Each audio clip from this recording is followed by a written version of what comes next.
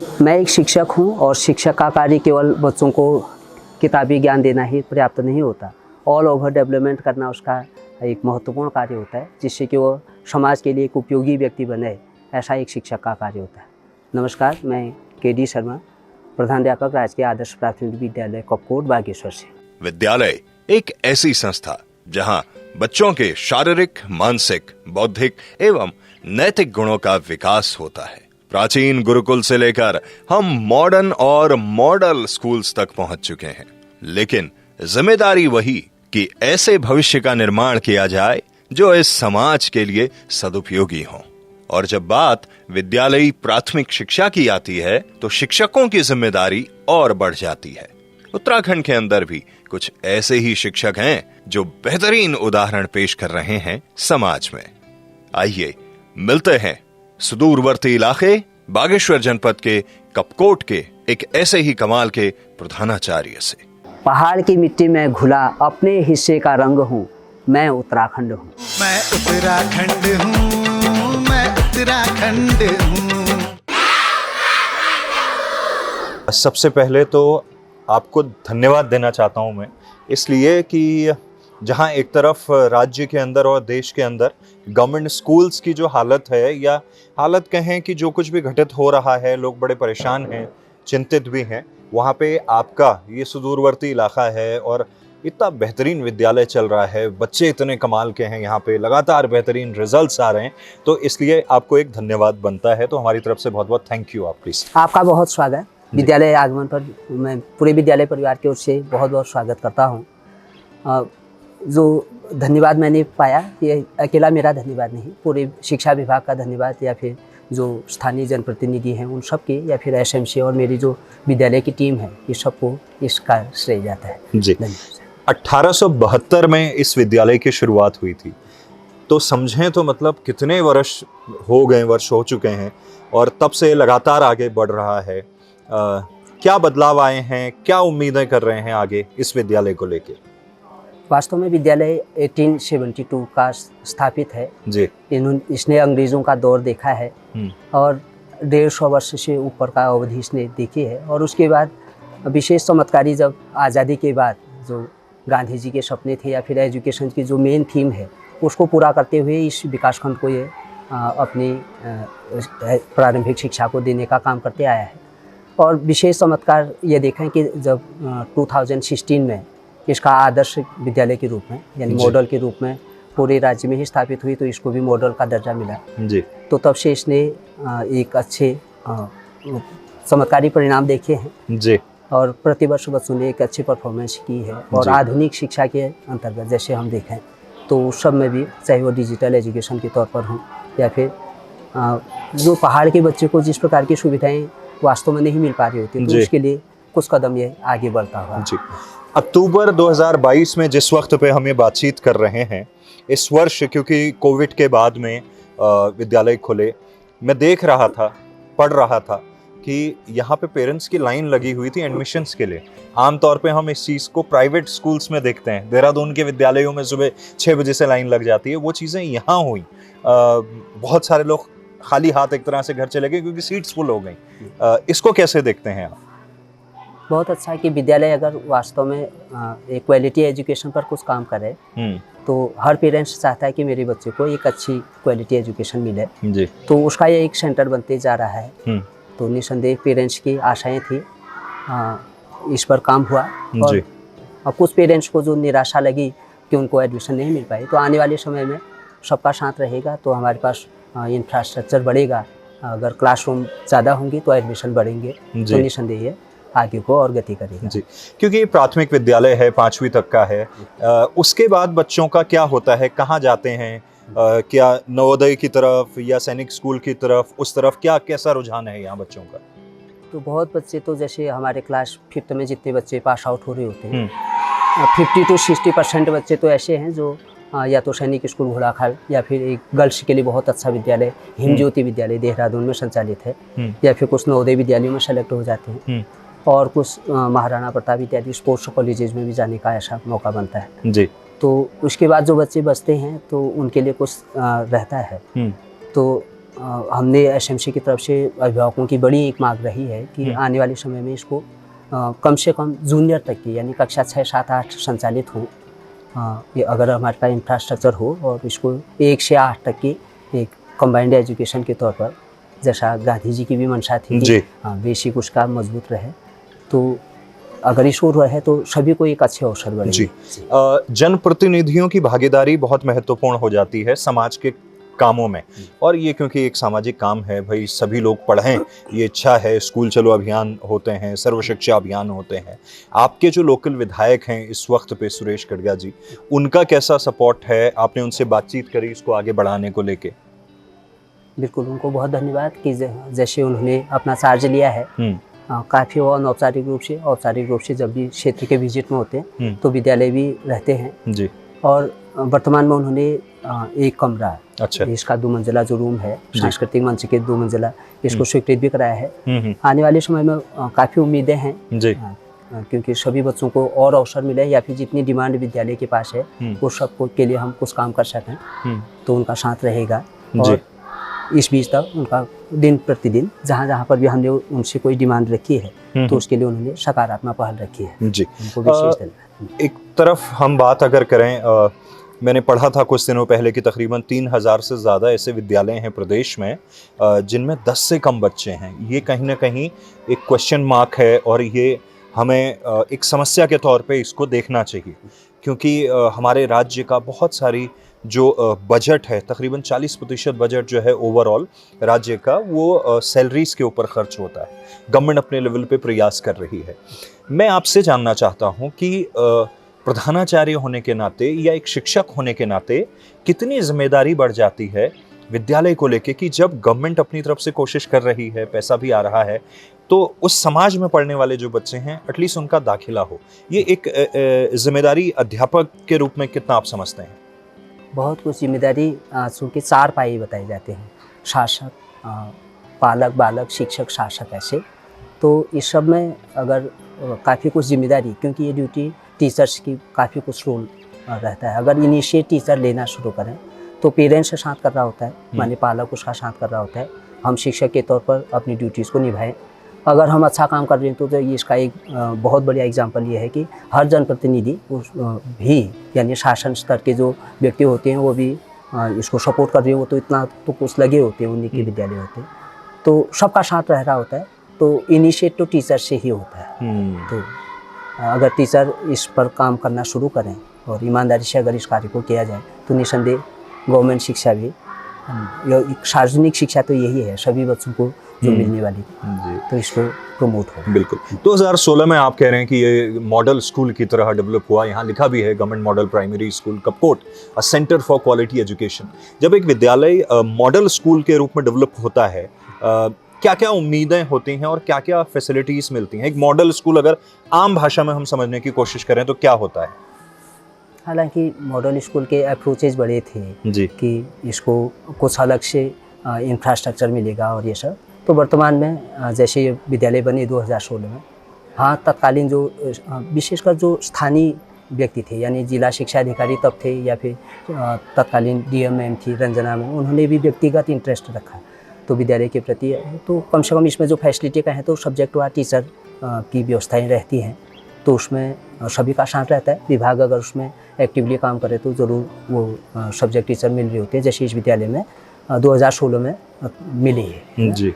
क्योंकि उसमें स्थितियाँ भी विपरीत थी, केवल 40 बच्चों के इंफ्रास्ट्रक्चर हमारे पास पहले से था। अच्छा। केवल 40 बच्चे यहाँ अध्ययनरत रहते थे और एकाएक वो 300 पार की संख्या थी। तो सभी चीज़ों में काफ़ी कुछ दिक्कत थी, तो सभी ने ध्यान रखा, चाहे वो मेरे विभाग के अधिकारी वर्ग हों, आकाश शासक सर और रंजना मैम को तो व्यक्तिगत रूप से मैं पूरे समाज की ओर से भी धन्यवाद कहूँगा कि उन्होंने उसमें तत्काल में इनिशिएट लिया और विद्यालय की जहाँ जहाँ पर जो जो आवश्यकताएं रह रही थी उसको पूरा करा। और तत्कालीन जो जनप्रतिनिधि थे उनका भी बढ़ चढ़ करके जो हिस्सेदारी रही, तो कहीं ना कहीं हम उसको सफर कर पाए। नहीं तो बहुत कठिन काम भी था कि 40 बच्चों का इंफ्रास्ट्रक्चर माने कि जैसे न कोई लैब होना, न कोई टॉयलेट की व्यवस्था होना, न ही कोई एमडीएम की कोई भी प्रॉपर व्यवस्था हो पाना, तो 40 बच्चों की चीज़ को 300 तक पहुंचाना एक चैलेंज भी था। तो आप सबके स्नेह, इन सब के सहयोग से यहाँ तक हम पहुँचे। जी, तो अभी तकरीबन टोटल बच्चे कितने हैं और हर कक्षा में कितने बच्चे पढ़ रहे हैं? एवरेजन हम कक्षा को भी इस प्रकार से अलॉट कर पाते हैं, सेक्शन बनाए हैं। तो सेक्शन में अगर कहीं पर संख्या ये रहती है कि 40 के सेक्शन या फिर कहीं पर 45, जैसा कि अच्छा। समाज का इतना प्रेशर रहता है, तो हम 70-80 तक की कक्षाओं को कंडक्ट कर रहे होते हैं। 282 की संख्या को मैं मैक्सिमम धारण कर सका, जी। जबकि ये संख्या 200-400 और भी एडमिशन की जो तत्काल आवश्यकताएं थी, तो उसको हम पूरा नहीं कर पाए आने वाले समय में। आई थिंक वो इंफ्रास्ट्रक्चर के तौर पे बिल्कुल, आप नहीं कर बिल्कुल, पाए, जी। अदरवाइज लोगों का तो इंटरेस्ट है ही यहाँ पे, ज़्यादा इंटरेस्ट है, बहुत ज़्यादा वो है। तो ये डेफिनेटली जिम्मेदारी बन जाती है कि भाई जो हमारे शासन के लोग हैं, शिक्षा विभाग के लोग हैं, जनप्रतिनिधि हैं, उन लोगों की जिम्मेदारी बढ़ जाती है कि अगर लोग इंटरेस्ट ले रहे हैं तो क्यों ना इसमें जो है लैंड एक्वायर करी जाए या जो है इंफ्रास्ट्रक्चरल जो डेवलपमेंट हैं वो हो पाएँ, ताकि सबको फ़ायदा मिले। और ये बात भी बहुत इंपॉर्टेंट है कि भाई 5वीं के बाद अगर वो 8वीं तक फर्स्ट फेज़ में हो जाता है फिर वो आगे बढ़े, तो बहुत अच्छी बात है। आपको जितना मेरी बातचीत हुई, आप बता रहे थे कि 2009 से आपने जी। अध्यापन का, वैसे पढ़ाते पहले भी थे लेकिन 2009 से आप सरकारी जॉब में आए। मैं अगर आपसे पूछूं आपका ओवरऑल अनुभव क्या रहा है, क्योंकि जब एजुकेशन की बात आती है वो सिर्फ ये नहीं होता कि कक्षाओं में पास करा देना या पढ़ा दिया, रट्टा लग गया और बच्चे बाहर निकल गए। कहीं ना कहीं आप एक समाज का निर्माण कर रहे होते हैं, राज्य का निर्माण होता है, उससे देश का निर्माण होता है। मैं आपसे जानना चाहता हूँ आपका अनुभव कैसा रहा? रियली कि टीचर होते हुए बच्चे का सर्वांगीण विकास, यानी गांधी जी की शिक्षा व्यवस्था मुझे बहुत पसंद आती है, या फिर ऑल ओवर जो भी एजुकेटर रहे हैं, एक मत यही है कि सारी क्वालिटीज़ बच्चे के अंदर होती हैं, उनको निखारना होता है ना। और निखारने की ओर हमारे पास इतने कुछ संसाधन ऐसे हों, उसको इस प्रकार के मौके दिए जा रहे हों जिससे उसका 3S डेवलपमेंट, यानी हैंड मीन्स शारीरिक रूप से वो समृद्ध हो रहा हो, हेड मीन्स मेंटली भी वो डेवलप कर रहा हो। बहुत आवश्यकता है वर्तमान में कि वो हार्टली भी, यानी एम्पैथी के कुछ शब्दों को भी जान रहा हो और समाज में इस प्रकार के वो काम कर रहा हो। तो मैंने ऑल ओवर वो 3S डेवलप कर रहा हो। तो शिक्षक होते हुए आनंद आता है, विशेषकर फिर प्रारंभिक शिक्षा में काम करने में। जो बच्चा एक भगवान स्वरूप कहा जाता है, वो प्रत्यक्ष दर्शन रहते हैं बच्चे के साथ काम करने में। जैसे बहुत बार हायर एजुकेशन में ये भी रहता है कि कभी डिसिप्लिन की प्रॉब्लम आई और ऐसा कुछ, अगर ऐसा कुछ कहा जाए कभी, तो इन छोटे बच्चों के साथ तो एक एक बात बड़ी इंजॉय होती है। जितनी भी उनकी कोई गलती भी होती है तो अपना बचपन को जी रही होते हैं। जी। मैं यहाँ पे देख रहा हूँ न केवल शिक्षा के स्तर पे, जितनी यहाँ पे सफाई है, ये पेंट सब कुछ, बच्चों की ड्रेस देख रहा हूँ मैं, इतना तैयार होकर अगर कोई दूर से देखे शायद लगेगा कि किसी प्राइवेट स्कूल के बच्चे हैं। बच्चों का कंट्रीब्यूशन और आपके जो सहयोगी बाकी अध्यापक हैं उनका कैसा रोल रहता है, उनका कितना सपोर्ट रहता है? ये सब नहीं, जो सहयोगी टीचर्स हैं, चाहे फिर सहयोगी टीचर्स में नाम लेने लायक सभी व्यक्ति के आदरणीय मंजू मैम हैं, हरीश ऐठानी जी हैं, दीपक ऐठानी सर हैं, और भी सभी जो सहयोगी साथी हैं, उनकी प्रॉपर जो देख रेख है वो सबके परिणाम ही रहते हैं। और मैं वर्तमान में हमारे ब्लॉक शिक्षा अधिकारी आदरणीय अवस्थी सर हैं, उनका जो व्यक्तिगत शिक्षा के प्रति सकारात्मक और ज़्यादा ऊर्जा से कुछ काम करने का, ये भी एक अप्रिशिएबल और हम सब लोगों के लिए अनुकरणीय और विशेष बात है। तो अगर इसी प्रकार के सभी अवसर मिलते रहें तो बच्चे के लिए, तो जो ये तो हमारी ड्यूटी है ही, तो इस ड्यूटी को हमको करने में कुछ सुविधा भी रहेगी और आसानी भी रहेगी। बड़ा अच्छा कोट यहाँ पे एक लिखा हुआ था, आमतौर पे विद्यालयों में उसको लिखा जाता है लेकिन वो फॉलो बड़ा कम होता है कि शिक्षा एक ऐसा हथियार है, वेपन है जो दुनिया बदलने की क्षमता रखता है। इस कोट को अगर हमारे देखने सुनने वालों को आपको बताना हो, आप कैसे इसको डिस्क्राइब करेंगे? ज़रूर जी। तो देश दुनिया में जो भी समस्याएं रहती हैं, वास्तव में शिक्षा ही एक ऐसा उपक्रम तो रहेगा। शिक्षा इसलिए उपक्रम रहेगा क्योंकि वो मेंटली और हार्टली मजबूत व्यक्ति तैयार होगा, उसके पास आत्मविश्वास होगा और उसके पास आत्मनिर्भरताएँ होंगी, तो वह अपने कार्य को बहुत ईमानदारी से या फिर हार्टली को उसको कर रहा होगा, और देश दुनिया में जो समस्याएं आ रही होंगी उनको वह हार्टली फील कर रहा होगा। अगर वो फील कर रहा होगा तो उसके प्रति कुछ न कुछ इनिशिएट लेगा, तो कुछ बदलाव तो करेगा। तो शिक्षा ही ऐसा कुछ करा सकती है। ताकत लगा करके किसी चीज़ को बदल देना वो क्षणिक होंगे, है ना? जबकि मेंटली या हार्टली अगर हम ऐसा कुछ करें तो यही बेहतर है। जब भी कोई व्यक्ति समाज में कोई काम करता है, ऐसा माना जाता है कि वो किसी न किसी से इंस्पायर है, किसी से उसने कुछ सीखा, कुछ देखा, उसको अच्छा लगा तो उसको लगा कि ऐसा करना चाहिए। अगर मैं केडी शर्मा जी से पूछूं कि वो अपनी ज़िंदगी में किन लोगों से इंस्पायर हुए और जहाँ से उनको लगा कि कुछ किया जाए, कौन वो लोग हैं? आप सबका स्नेह जैसे डे पर डे मुझको मिलते रहता है, जी। तो बहुत मैं माँ शारदा का बहुत धन्यवाद करता हूँ कि मैं विद्यार्थी जीवन से ही पहले दिन विद्यार्थी जीवन में था तो कि दूसरे दिन से टीचर बन गया। और टीचर भी इस प्रकार के साथियों के साथ कुछ काम करने का मौका मिला कि एक ओर से बच्चा भोजन कर रहा है और एक ओर से वो गुरुजी भोजन कर रहे हैं।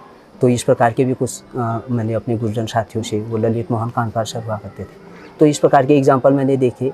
और बचपन से भी ये था कि मेरे पिताजी टीचर थे तो टीचर बने और टीचर के द्वारा कुछ परिवर्तन हो रहा जो बचपन के मेरे अंदर हॉबीज़ के अंदर रहता था कि मैं ये काम को पसंद करूँगा। और मुझे ये ज़रूर ये सौभाग्य प्राप्त हुआ कि कोई भी दिन जैसे जैसे मुझको मिला, चाहे वो मेरे अधिकारी के तौर पर हो या चाहे मेरे सहयोगी साथियों से हो, तो उनसे भी मुझको दिन प्रतिदिन मोटिवेशन मिल रहा होता है, उनसे प्रेरणाएँ भी मिल रही होती हैं और नई दिशा दशा उनके एक्टिविटीज से भी ऐसा कुछ लगता है। तो इसमें आनंद ही रहता है।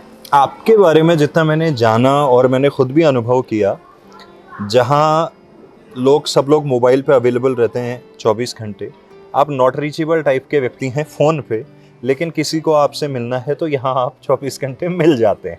क्योंकि मैंने भी बहुत कोशिश करी तो आपका ज़्यादातर फ़ोन स्विच ऑफ रहता है और जब बात हुई तो फिर हम यहाँ पे पहुँचे भी।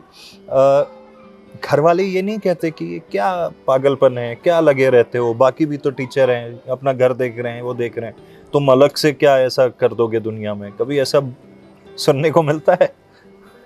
थोड़ा बहुत है, बट ये अपनी ड्यूटी है जी। इसमें इंटरेस्ट भी रहता है, सब कामों से बढ़कर अच्छा लगता है। रियली पहले तो अच्छा लगता है ना। और महत्वपूर्ण यह है कोई विशेष नया कुछ कर रहे हैं ऐसा कुछ नहीं। एक टीचर की ड्यूटी, जैसे मैं बहुत बार ये महसूस करता हूँ कि जैसे एक डॉक्टर है ऑपरेशन कर रहा है तो केवल एक पेशेंट को अगर उसकी लापरवाही रहेगी तो एक पेशेंट को कुछ नुकसान हो सकता है, बट हम एक कक्षा को 40 बच्चों के साथ एक पीरियड में काम कर रहे होते हैं तो उस ऑपरेशन से कहीं बढ़कर होता है। तो अगर हम एक कहीं पर भी कोई लूज टॉकिंग कर रहे हैं या मेरे बिहेव में कुछ इस प्रकार का रहेगा तो उसका संस्कार इस प्रकार का डेवलप होगा। तो हमें शायद बहुत सावधानी से इस कार्य को करना चाहिए। कहीं 5-10% हम भी इस कार्य को कर पा रहे होंगे। आने वाले समय में सबका स्नेह मिले, आशीर्वाद मिले, हम इस कार्य को और अच्छा बेहतर कर सकें, ऐसी आप सबसे भी उम्मीद है आशीर्वाद। हम क्योंकि एक रेडियो स्टेशन चलाते हैं और समाज के हर वर्ग के लोग हमें सुनते हैं, मैं आपसे अगर जानना चाहूँ, क्योंकि अक्सर मैं भी सोशल मीडिया पे जब देखता हूँ या प्रिंट में कई बार पढ़ता हूँ तो मुझे दुख होता है कि विद्यालयों में स्टूडेंट्स की संख्या कम हो रही है। मैं आपसे ये सवाल इसलिए पूछ रहा हूँ क्योंकि आप एक अध्यापक हैं, एक विद्यालय रन हो रहा है, वो क्या ऐसी चीज़ें हैं जिससे बच्चों की संख्या बढ़ सकती है? क्योंकि संख्या का मुझे लगता है सीधा सीधा लेना देना है वहाँ पे क्या क्रियाकलाप हो रहे हैं उनसे। वो कहीं ना कहीं या तो बच्चों का या समाज का इंटरेस्ट लूज हो रहा है जिसकी वजह से वे उस विद्यालय में तो नहीं जा रहे हैं लेकिन किसी और विद्यालय में जा रहे हैं। तो क्योंकि आप अंदर के व्यक्ति हैं, यानी कि इस शिक्षा क्षेत्र से जुड़े हुए हैं, मैं आपसे जानना चाहूँ वो क्या चीज़ें हैं जिससे हम संख्या बढ़ा सकते हैं, या कौन सी बेस्ट प्रैक्टिसेस हैं, या क्या अप्रोच हो सकती है? जैसे क्वांटिटी को तभी बढ़ेगी जब उसके भीतर क्वालिटी होगी, है ना। तो क्वालिटी बच्चे के साथ काम करने के लिए बच्चे के अनुसार अगर हम एक्टिविटीज़ करते होंगे तो जिससे कि उसको भी पसंद आए, बच्चे को जब पसंद आएगा तो शायद पेरेंट्स को आएगा। पेरेंट्स पढ़ना नहीं होता, पेरेंट्स को तो ये चाहिए ना कि उसको मौके चाहिए कि वो कहाँ पर उसको अच्छा अवसर बने जिससे उसके बच्चे का भविष्य अच्छा बने।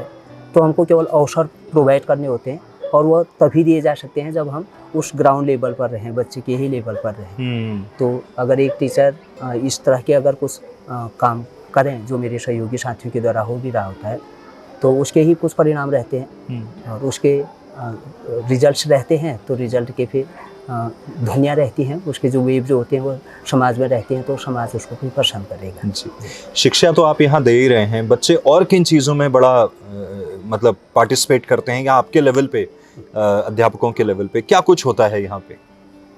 मैं 2016 से इसका प्रत्यक्ष गवाह हूँ। शुरुआत में कुछ भी संसाधन न थे, आज सबके सहयोग से, जिसमें बार बार दोहरा रहा हूँ, चाहे वो प्रशासन के व्यक्ति हों, मेरे शिक्षा विभाग के अधिकारी वर्ग हों, और विशेषकर मेरे सहयोगी साथी हों, विशेषकर मेरी एसएमसी की, चाहे वो तारा कपूटी जी हों, भुवन गलिया जी हों, इन लोगों के कलेक्टिव प्रयासों से आज हमारे पास तमाम प्रकार के संसाधन हैं, जिससे हमारे बच्चे स्टेट लेवल तक कल्चरल एक्टिविटीज़ में भाग लेते हैं।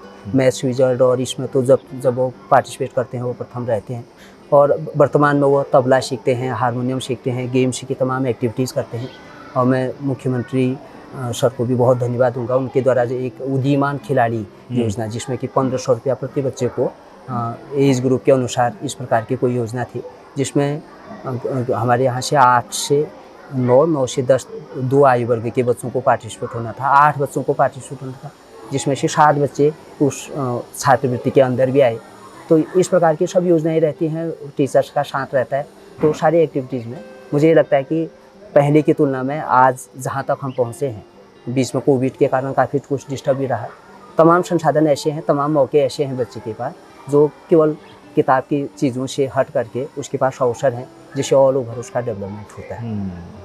तो तमाम चीज़ों को कर रहा होता है, तो पढ़ने पढ़ाने की चीज़ों में भी ज़्यादा इंटरेस्ट रखता होता है, तेज़ गति से सीखने में अपना ध्यान देता है। जी, बहुत बहुत धन्यवाद, आपसे बात करके बहुत अच्छा लगा, और उम्मीद करते हैं कि इसी तरह आप इस विद्यालय को आगे बढ़ाएंगे।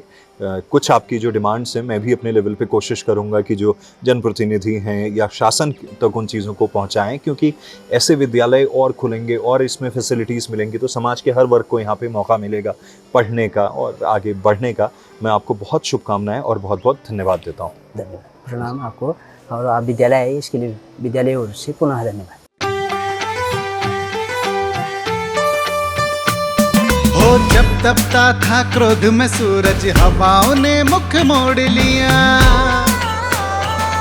कर आसमान को मुट्ठी में उम्मीद का बादल फोड़ दिया। उस वक्त के चक्र से निकला मैं एक कालखंड हूँ, मैं उत्तराखंड हूँ, मैं उत्तराखंड हूँ। पहाड़ की मिट्टी में घुला अपने हिस्से का रंग हूँ, मैं उत्तराखंड हूँ, मैं उत्तराखंड हूँ, मैं उत्तराखंड हूँ, मैं उत्तराखंड हूँ। सुनते रहिए रेडियो उत्तराखंड, हिल की धड़कन। Download the app now.